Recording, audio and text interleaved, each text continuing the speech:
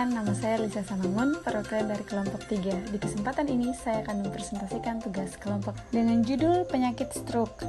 Stroke menurut WHO didefinisikan sebagai suatu gangguan fungsional otak yang terjadi secara mendadak dengan tanda dan gejala klinik, baik vokal maupun global yang berlangsung lebih dari 24 jam. Berikut adalah etiologi. Etiologi yang pertama itu ada trombosis cerebral. Trombosis ini terjadi pada pembuluh darah yang mengalami oklusi sehingga menyebabkan iskemia jaringan otak yang dapat menimbulkan edema. Yang kedua, emboli cerebri, merupakan penyumbatan pembuluh darah otak oleh bekuan darah, lemak, dan udara.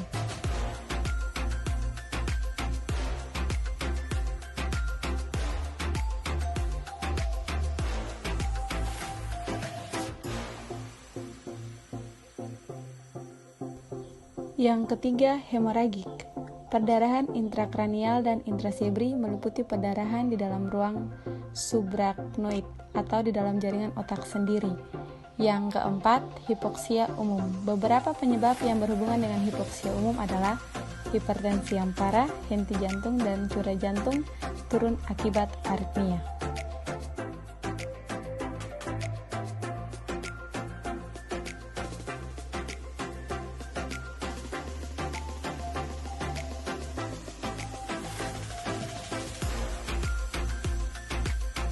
Yang terakhir, hipoksia lokal.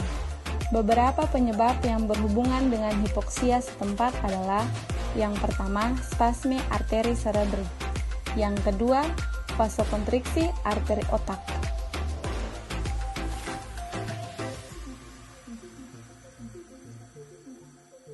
Yang berikut faktor resiko stroke. Faktor risiko stroke untuk terjadinya stroke dapat diklasifikasikan berdasarkan kemungkinannya untuk dimodifikasi atau tidak, serta bukti yang kuat. Itu menurut Goldstein 2006 ya teman-teman. Dan di sini kita akan bahas satu persatu tentang faktor-faktor tersebut. Yang pertama, faktor risiko yang tidak dapat dirubah atau non-reversible. Itu ada jenis kelamin, usia, dan keturunan. Jenis kelamin, pria lebih sering menderita stroke dibanding wanita.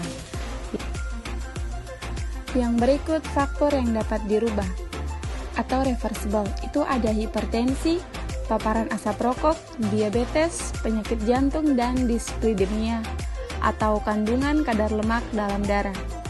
Yang berikut patofisiologinya.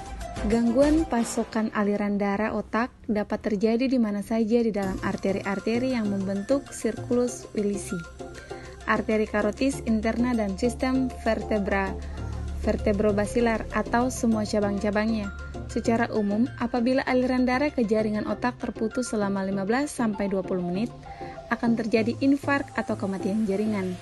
Perlu diingat bahwa oklusi di suatu arteri tidak selalu menyebabkan infark di daerah otak yang diperdarahi oleh arteri tersebut. Secara patologik, stroke dibedakan menjadi dua bagian, yaitu yang pertama, stroke iskemik. Infark iskemik cerebri sangat erat hubungannya dengan aterosklerosis. Aterosklerosis dapat menimbulkan bermacam-macam manifestasi klinik dengan cara: yang pertama, menyempitkan lumen pembuluh darah dan mengakibatkan infisiensi aliran darah. Yang kedua, oklusi mendadak pembuluh darah. Yang ketiga, merupakan terbentuknya trombus. Yang keempat, menyebabkan dinding pembuluh darah menjadi lemah. Yang kedua, stroke hemoragik. Stroke hemoragik yang merupakan sekitar 15% sampai 20% dari semua stroke dapat terjadi apabila lesi vaskular intracerebrum mengalami ruptur sehingga terjadi perdarahan ke dalam ruang subarachnoid. Yang berikut kita masuk pada manifestasi klinis dari stroke ya teman-teman. Yang pertama, tiba-tiba mengalami kelemahan atau kelumpuhan separuh badan. Yang kedua, tiba-tiba hilang rasa peka. Yang ketiga, bicara cederal atau pelo. Yang keempat, gangguan bicara dan bahasa. Yang berikut, gangguan penglihatan. Yang keenam, mulut mencong atau tidak simetris ketika menyeringai. Yang berikut, gangguan daya ingat. Yang berikutnya, nyeri kepala yang hebat, vertigo. Yang berikut penata laksanaan. Ada beberapa cara dalam penata laksanaan, yaitu yang pertama, stadium hiperakut. Tindakan pada stadium ini dilakukan di instalasi rawat darurat dan merupakan tindakan resusitasi cerebrocardiopulmonal, bertujuan agar kerusakan jaringan otak tidak meluas. Dan yang kedua, stadium akut. Pada stadium ini dilakukan penanganan faktor-faktor etiologik. Yang ketiga, stadium subakut. Tindakan medis dapat berupa terapi kognitif, tingkah laku, menelaan, terapi bicara, dan bladder training. Dan yang berikut pencegahan. Ada beberapa hal yang dapat dilakukan guna untuk mencegah terjadinya stroke.